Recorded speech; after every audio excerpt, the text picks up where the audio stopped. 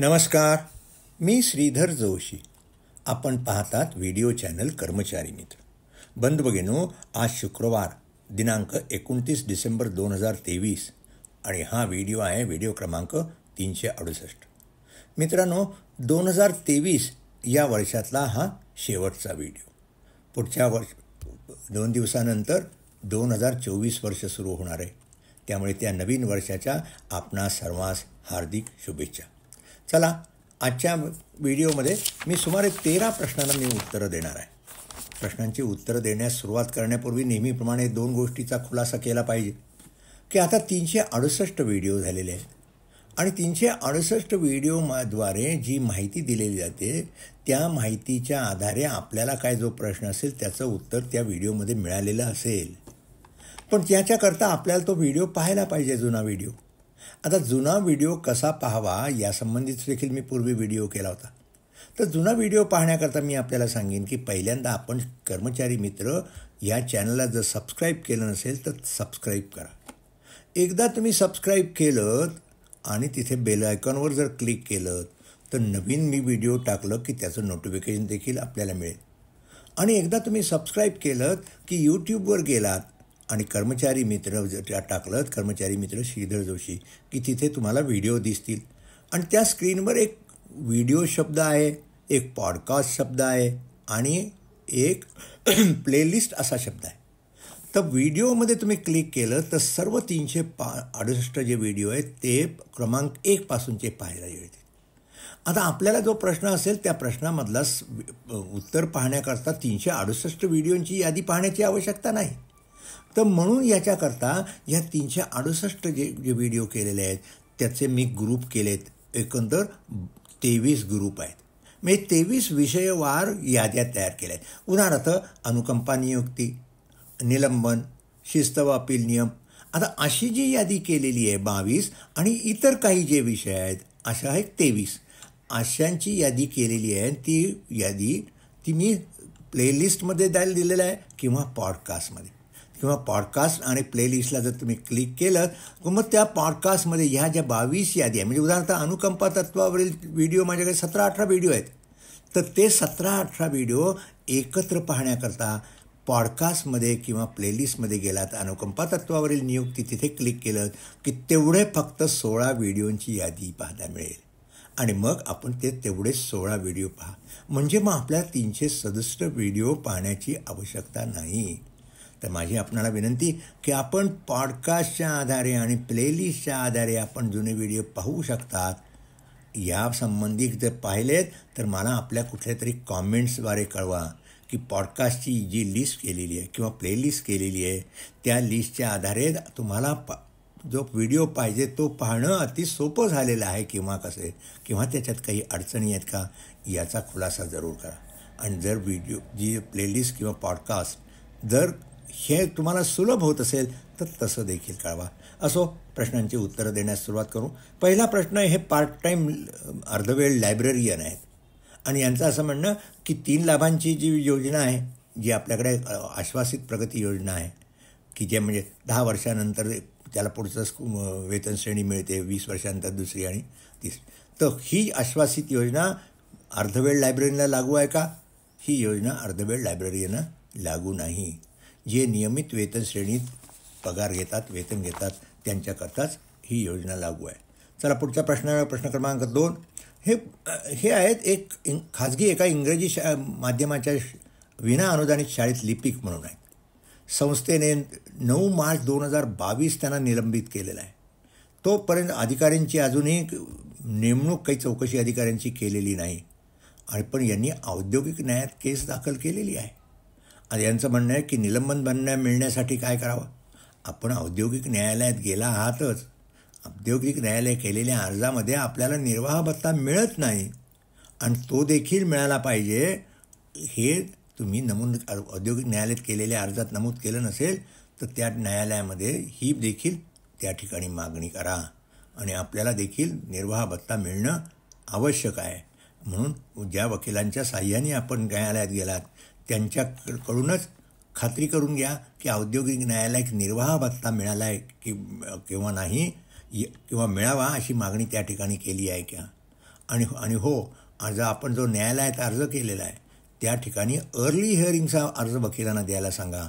आणि आपल्याला निर्वाह भत्ता मिळत नाही हा मोठा एक प्रकारचा अन्याय आपल्यावर आहे आणि त्या अन्यायाची दखल निश्चितच न्यायालय घेईल. पण न्यायालयासमोर ही बाब आपल्या वकिलांनी मांडली पाहिजे. तर त्याप्रमाणे आपण योग्य वकिलांशी सल्लामसलत करून पुढील कार्यवाही करा. चला पुढचा प्रश्न करूया. प्रश्न क्रमांक 3 हे राशीद शेख म्हणून आहेत. हे नेहमी अत्यंत प्रत्येक व्हिडिओ बारकाईने पाहतात, त्यांचा अभ्यासही चांगला आहे. त्यांनी एक विचारलं की त्यांनी माझ्याकडे प्रश्न पाठवले आहेत. एक राजेश सत्राळकर नावाच्या बाबतीतल्या व्यक्तींच्या बाबतीमध्ये प्रश्न आहेत. मी त्यांनी पाठवलेला मेल वगैरे पाहिला, काही कागदपत्र पाहिली, पण मला त्यांची मूळ कागदपत्र पाहणं आवश्यक आहे. कारण खूप तोपर्यंत पाहून त्याचा अभ्यास केल्याशिवाय मला काही उत्तर देता येणार नाही. पण योगायोगाने त्या पुण्या येथेच राहतात. तर मी राशीद शेखनं एवढंच सांगेन की पुण्या येथे राहत असल्याने त्यांनी माझ्या मुलाखतीची वेळ आणि तारीख व वेळ ठरवून घ्यावी आणि त्याच्यासाठी संपर्क साधावा वर्षा सावरखंडे, ज्यांचा फोन क्रमांक आहे 02025608173. माझ्या मुलाखतीची तारीख आणि वेळ ठरवून घेण्याकरता वर्षा सावरखंडे यांच्याशी संपर्क साधावा. पुन्हा एकदा त्यांचा दूरध्वनी क्रमांक सांगतो 02025608163. चला प्रश्न क्रमांक 4कडे वळूया. प्रश्न क्रमांक 4 हे प्रश्नांचं म्हणणं आहे की ह्यांचे वडिलांना रिटायरमेंटला 4 वर्ष आहेत, पण त्यांची बदली त्यांना गावामध्ये काही दिली नाही, खूप लांब बदली दिलेली आहे आणि त्यांच्यामुळे त्यांच्या वडिलांना मानसिक त्रास वगैरे होतो आहे. आता त्यांचं म्हणणं आहे की काय करावं. तर एक तर आहे की बदली, आपण सरकारी नोकऱ्यामध्ये काम करत असला त्यामुळे बदली ही अनिवार्य आहे. आपण बदलीसाठी विनंती करा आणि शक्य असेल तर निश्चित प्रशासन देईल, पण नाही तर आपल्याला त्या बदलीच्या ठिकाणी जावं लागेल.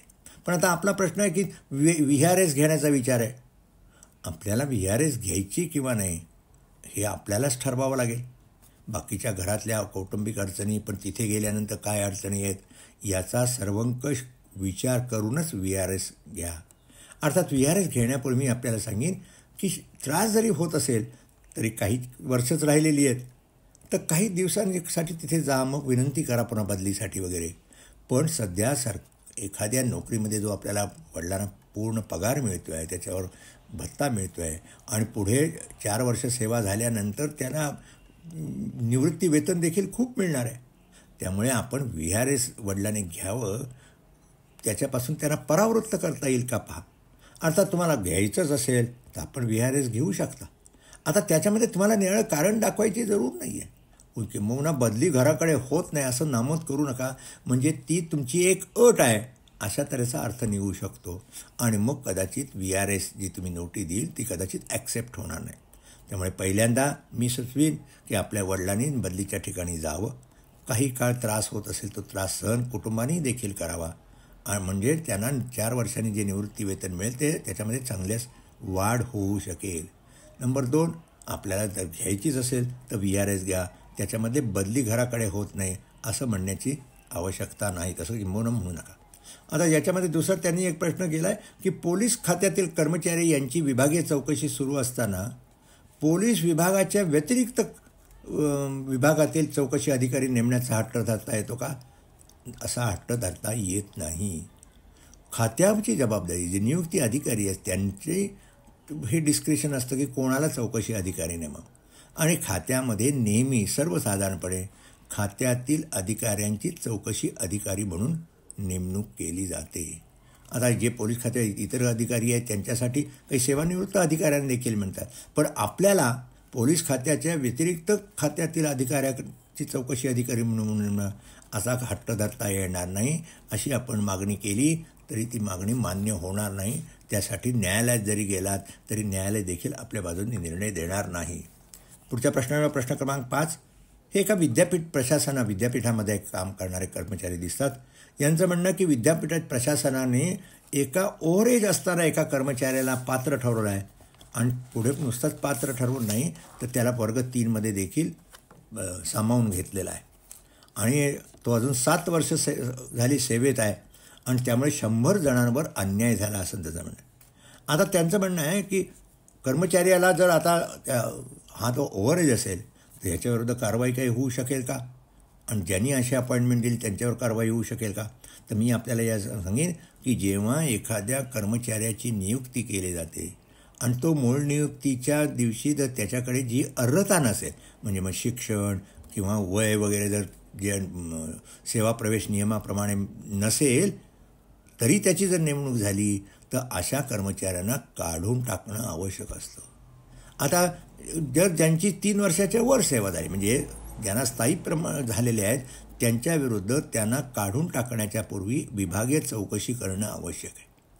आणि त्याच्याकरता शासनाने 12 ऑक्टोबर 1993 सामान्य प्रशासन विभागाने एक सविस्तर GR काढलेला आहे. आणि तो GR ज्याप्रमाणे मगाशी मी सांगितल्याप्रमाणे जर तो कर्मचारी जर त्याला वय त्याचा बरोबर नव्हतं, म्हणजे ओव्हरेज असताना जरी अपॉइंटमेंट झाली असेल तर ती अपॉइंटमेंट चुकीची आहे आणि त्यामुळे त्या कर्मचाऱ्याला काढून टाकलं जाऊ शकतं आणि त्याच्याकरता 12 ऑक्टोबर 93 प्रमाणे कारवाई करावी. आता हा 12 ऑक्टोबर 93चा GR किंवा परिपत्रक कुठं आहे? तर व्हिडिओ क्रमांक जो 365 आहे, तर व्हिडिओ क्रमांक 365 पहा. 365च्या डिस्क्रिप्शन बॉक्समध्ये मी हा GR अपलोड करून त्याची लिंक या डिस्क्रिप्शन बॉक्समध्ये दिलेली आहे. त्याप्रमाणे तो GR डाउनलोड करून घ्या. पुढचा त्याच्यावर प्रश्न आहे की दोषी अधिकाऱ्यांवर कारवाई होईल का? जादा वेतनाची वसूल होईल का? शेवटी जेव्हा विभागीय चौकशी केली जाईल त्या कर्मचाऱ्याची, त्यावेळेस मग विचार केला जाईल आणि मग त्याच्या जादा वेतनाची रक्कम वसुली करणं आवश्यक आहे का? पण शेवटी त्या कर्मचाऱ्यांनी काम केलेलं आहे आणि त्यामुळे त्याच्याकडून जादा वेतनाची वसुली होण्याची शक्यता नाही.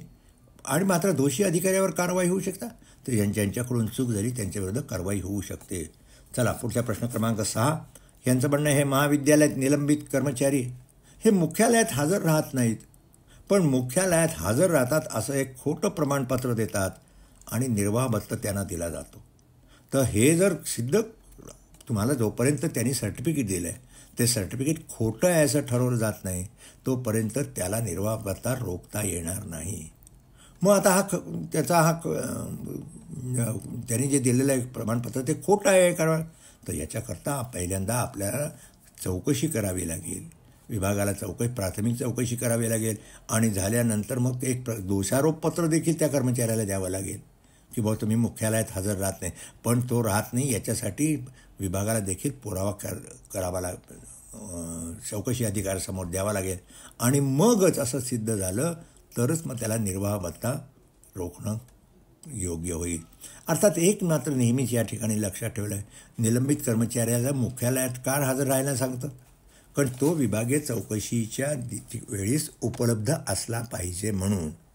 आणि जर आता विभागीय चौकशी जेव्हा सुरू होईल तेव्हा जवळ उपलब्ध नसेल तर साहजिकच तो तिथे राहत नाही हे देखील सिद्ध होऊ शकेल.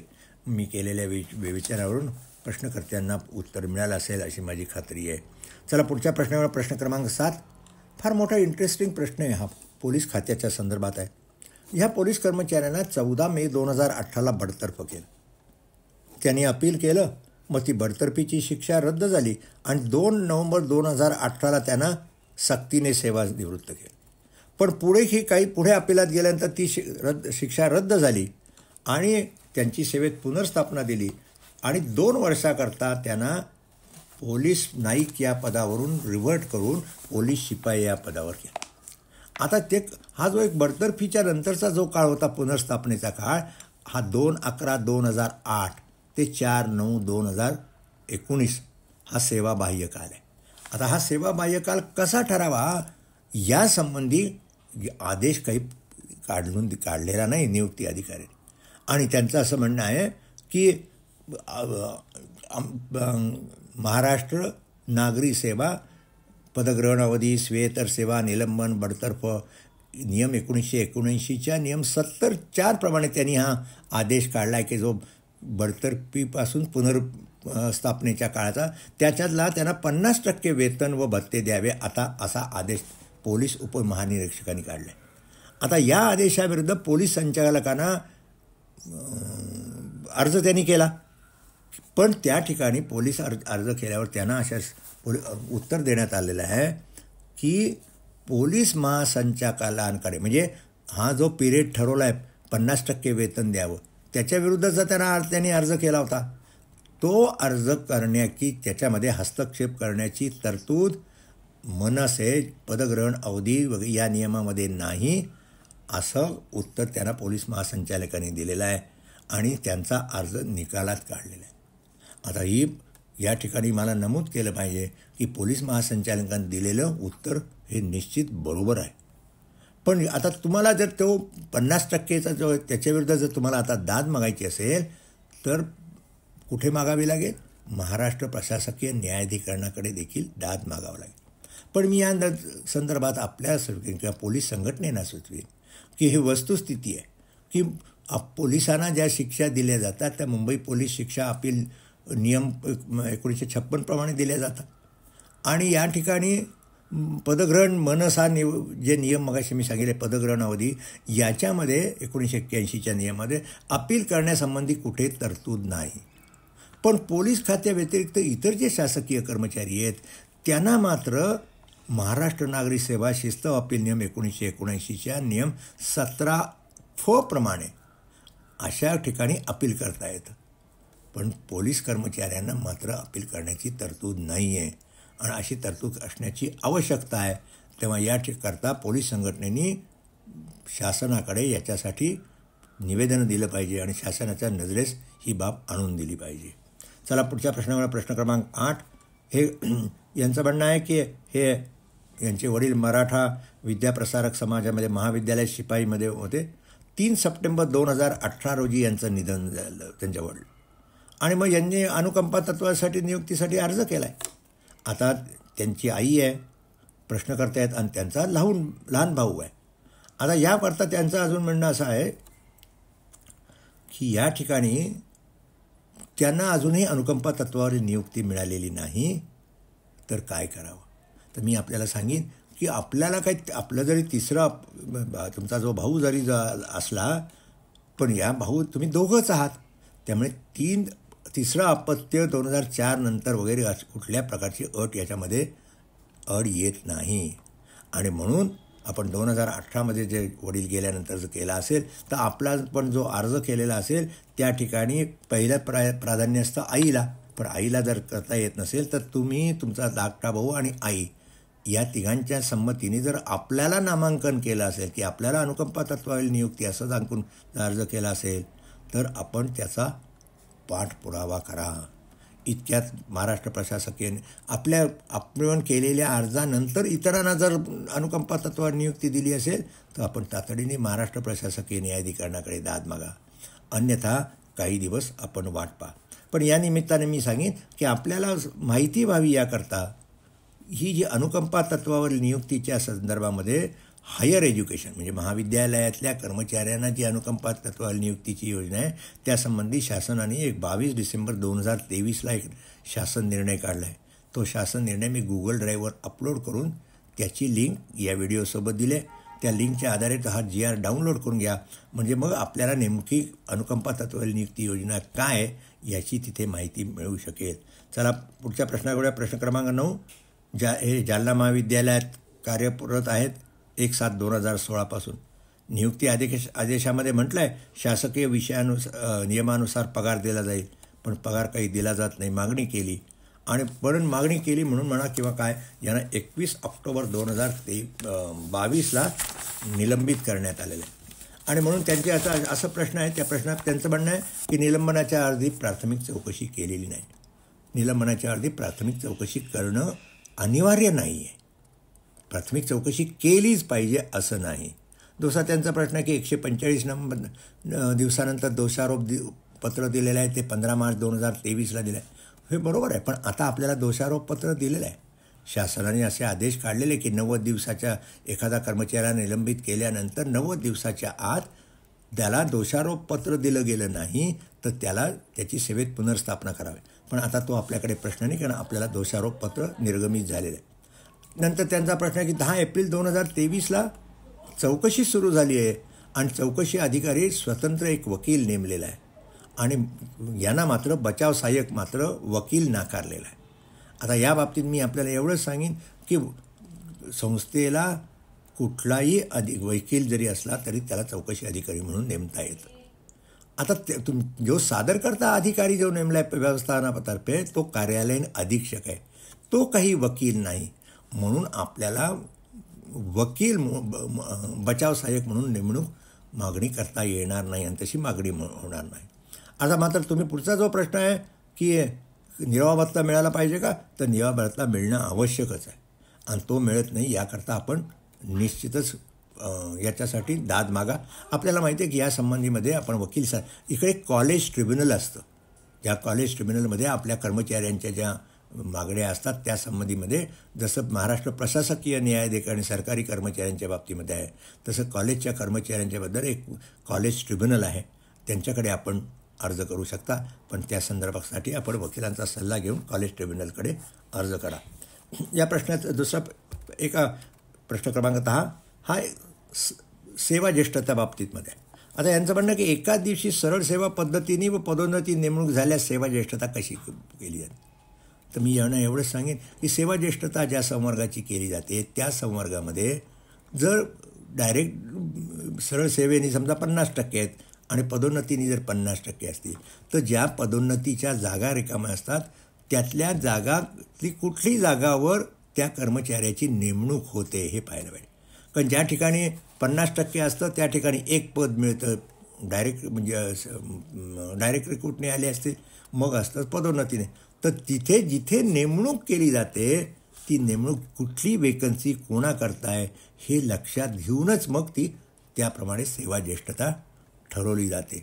आणि फक्त जे डायरेक्टली रिक्रुटेड असते त्यांच्या एकमेकामध्ये सेवा ज्येष्ठता असते, ती मात्र जी निवड मंडळाकडून यादी आली असतील त्याच्यामध्ये अनुक्रमांकाप्रमाणे असते. त्याचबरोबर जे पदोन्नती जे झालेले असतात त्या पदोन्नतीने ज्यांची नेमणूक झाली अशा लोकांची जी सेवा ज्येष्ठता असते ती साहजिकच त्यांच्यामधली सेवा ज्येष्ठता सिलेक्ट लिस्टमध्ये ज्या अनुक्रमाप्रमाणे ठरवलेलं आहे त्याप्रमाणे त्यांची सेवा ज्येष्ठता ठरवली जाते. आता दुसरं त्यांचं म्हणणं आहे, दुसरा एक प्रश्न आहे की कृषी सहाय्यक या पदाकरता जी नेमणूक केली ती त्या पदावर शिपायामधूनही नेमणूक कृषी सहाय्यक म्हणून केली जाते, लिपिकामधून केली जाते. नेमणुका एकाच दिवसात झाल्यास सेवा ज्येष्ठता कशी ठरवली. तर यामी करता आपल्याला सांगेन की कृषी सहाय्यक या पदाचे जे सेवा भरतीचे नियम आहेत ते आपण नियम पहा आणि त्या नियमामध्ये या संबंधीची निश्चित तरतूद आहे आणि त्याकरता कृषी विभागाने की ह्यांची कशी यादी करायची आणि त्यांची कशाप्रमाणे शिपाई कृषी सहाय्यक या पदाकरता त्यांचा विचार करावा यासंबंधी कृषी विभागाने सूचना निश्चित दिलेल्या असणार. त्याची आपण खातरजमा करा. त्यानंतर जर काही आपल्याला शंका आली तर शंका जरूर विचारा. आता पुढचा प्रश्न करूया. या प्रश्नकर्त्यांनी मला त्यांच्या एक शिक्षा दिली आहे. पोलीस खात्यातले कर्मचारी आहेत आणि त्यांना कसुरीबद्दल त्यांना 1 वर्षाकरता पुढील वेतनवाढ वर परिणाम न होणारी 1 वर्षाकरता वेतनवाढ त्यांची थांबवलेली आहे. एवढाच आदेश पाठवलेला आहे. तर मी त्यांना एवढंच सांगेन की आपल्याला कसुरी दिलेली आहे ती लक्षात घेता ही काही फार मोठी शिक्षा नाही.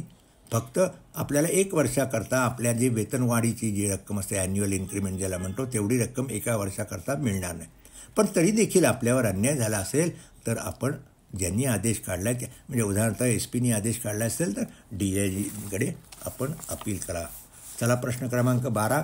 या प्रश्नकर्त्यांचं म्हणणं आहे की यांची पुनर्स्थापना झाली आहे महाराष्ट्र प्रशासकीय न्यायाधिकरणाच्या आणि निलंबन कालावधी 140 दिवसाचा आहे. तो निलंबन काळ कर्तव्य काळ धरून अशी मागणी करता येईल का. मागणी करता येईल पण जोपर्यंत आपल्यावरती अजून विभागीय चौकशी सुरू आहे त्यामुळे हा निलंबन काळ ठरवला पाहिजे काय म्हणून ठेवायचा. पण नियुक्ती अधिकारी तो निलंबन काळ हा निलंबन काळ म्हणूनच ठरवतील आणि मग विभागीय चौकशीचा निर्णय झाल्यानंतर पुन्हा त्या आदेशामध्ये बदल करून तो निलंबन काळ कर्तव्य काळ म्हणून धरायचा किंवा कसा त्यावर निर्णय करता येईल. त्यामुळे आपण मागणी करा पण आपल्या मागणीप्रमाणे सध्या तरी तो कर्तव्य काळ म्हणून धरला जाणार नाही. विभागीय चौकशीमध्ये आपण दोषमुक्त झाला संपूर्णपणे तरच कर्तव्य काळ म्हणून धरला जाऊ शकतो. अर्थात नियुक्ती अधिकाऱ्याला ह्या अधिकार असतातच की निलंबन काळ हा जरी निलंबन काळ ठरला तरी त्याला जर निवृत्ती वेतन योजनेसाठी वगैरे जर असेल तर त्याकरता तो कर्तव्य काळ म्हणून धरण्यात जाऊ शकतो आणि तसे आदेश देण्याची अधिकार नियुक्ती अधिकाऱ्याने. चला आजचा शेवटचा प्रश्न करूया. या प्रश्नकर्त्यांचं म्हणणं आहे की हे 2000 सेवेमध्ये आलेलं आहे. 2004 नंतर तिसरं अपत्य त्यांना झालेलं आहे. आता त्यांचं म्हणणं शासकीय लाभ मिळेल का? तर मित्रांनो, मी सांगितलं की मागे देखील मी सांगितलं की ज्यांचं 2005च्या पूर्वी लहान कुटुंबाचं प्रतिज्ञापन नियम येण्यापूर्वी ज्यांची नियुक्ती झालेली आहे त्यांना तिसरं अपत्य जरी झालेलं तर त्यांना त्यांच्या विरुद्ध कुठलीही कारवाई होण्याची शक्यता नाही. या मी खुलासा केलेलाच आहे. आता आपण म्हणाल की अनुकंपा तत्वावर नियुक्तीच्या बाबतीमध्ये मी आपल्याला मात्र सांगितलं होतं की एखादा कर्मचारी जो शासकीय सेवेत असेल आणि तो दिवंगत जर झाल्यानंतर त्याला जर तिसरं अपत्य जर झालं असेल 31 डिसेंबर 2001 नंतर तिसरं अपत्य झालं असेल तर फक्त अनुकंपा तत्वावरील नियुक्ती देय नाही. त्यामुळे फक्त अनुकंपा तत्वावरील नियुक्ती देणार नाही. आणि याच्याकरता मी आपल्याला सांगित की याकरता जो व्हिडिओ 353 आहे तो कृपया पहा. कारण पूर्वी एक उच्च न्यायालयाने असं दिलं होतं की 31 डिसेंबर 2001 नंतर तिसरं अपत्य झाल्यास अनुकंपा तत्वावर नियुक्ती देय नाही असा जो नियम किंवा अट घातली होती ती बेकायदेशीर आहे असं मुंबई उच्च न्यायालयाच्या खंडपीठाने, जिथे 2 सदस्य खंडपीठाने दिलं होतं. पण त्यानंतर मुंबई उच्च न्यायालयाचे 3 सदस्य असलेल्या खंडपीठानं ही जी अट घातलेली आहे की 31 डिसेंबर 2001 नंतर तिसरं अपत्य असेल तर अनुकंपा तत्वावरील नियुक्ती देय नाही, ही अट वैध ठरवलेली आहे. त्यामुळे सर्वांनीच कृपया लक्षात ठेवा की अनुकंपा तत्वावरील नियुक्ती योजनेसाठी दिवंगत कर्मचाऱ्याला 31 डिसेंबर 2001 नंतर तिसरं अपत्य असेल तर त्याला अनुकंपा तत्वावरील नियुक्ती देय नाही.